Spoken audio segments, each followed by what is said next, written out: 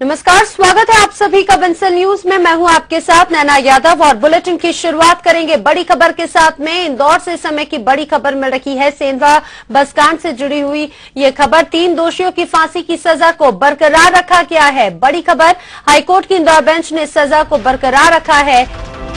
जो 3 दोषी है उसमें राजकुमार, तरुण, दिलीप है, उन्हें फांसी की जो सजा मुकर्रर है उस सजा को बरकरार रखा है हाईकोर्ट ने। बड़ी खबर इंदौर से। आज इस पूरे मामले को लेकर सुनवाई होनी थी और हाईकोर्ट ने इस पूरे मामले पर सजा बरकरार रखी है। हाईकोर्ट की इंदौर बेंच ने सजा बरकरार रखी। 3 दोषी पाए गए, राजकुमार, तरुण और दिलीप, जिन्हें फांसी की सजा का ऐलान किया गया था। आज इस पूरे मामले की सुनवाई थी और हाईकोर्ट की इंदौर बेंच ने पूरे मामले की सजा को बरकरार रखा।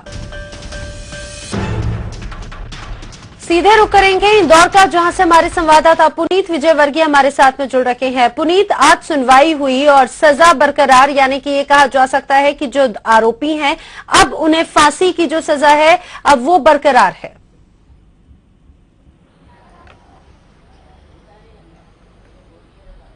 जी नैना, बिल्कुल। यदि बात की जाए तो 3 लोगों की फांसी की सजा बरकरार रखी गई है, जिसमें अशोका ट्रेवल्स के ड्राइवर, क्लीनर और हेल्पर जो कि राजकुमार, तरुण और दिलीप हैं, इन तीनों की फांसी की सजा बरकरार रखी गई है। लेकिन जो मालिक है नरेश, उनकी सजा को जरूर यहाँ पर राहत दी है। इस वक्त हमारे साथ उप महाधिवक्ता दीपक रावल जी मौजूद है।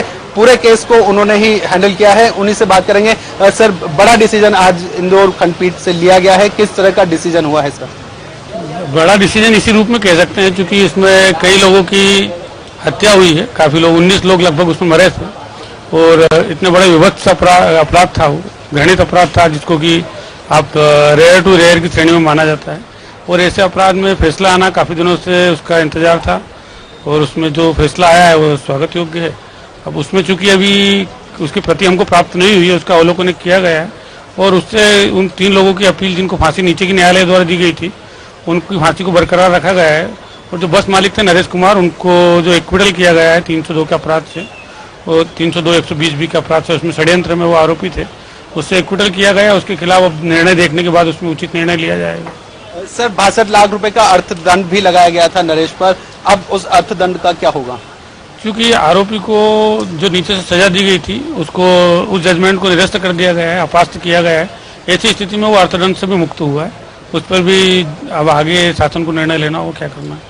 सर, आप लोग कुछ स्टेप इसमें उठाएंगे कि कहीं नरेश भी इसमें दोषी थे, क्योंकि उनका ही, उनके कर्मचारियों को ये निर्देश था कि जो साई ट्रेवल्स की बस है उसे रोका जाए। इस तरह को लेकर आप लोग का फर्दर क्या स्टेप रहेगा?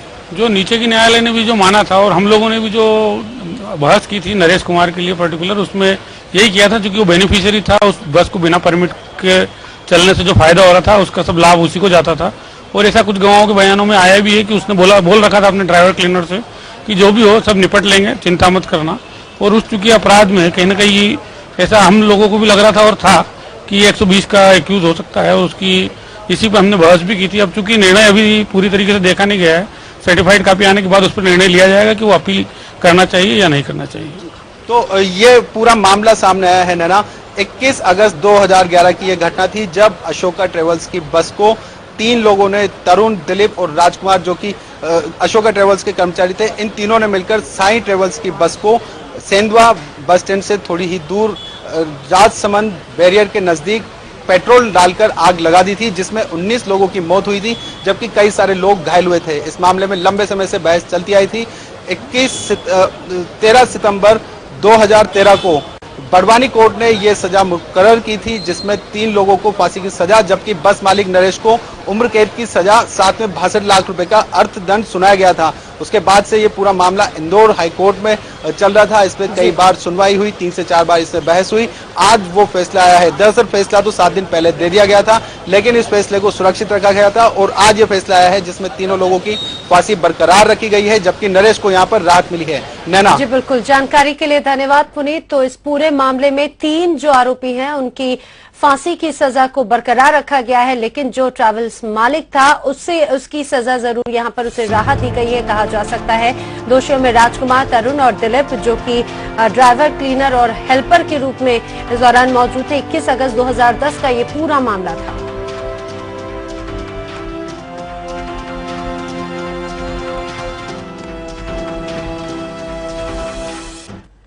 खबरों में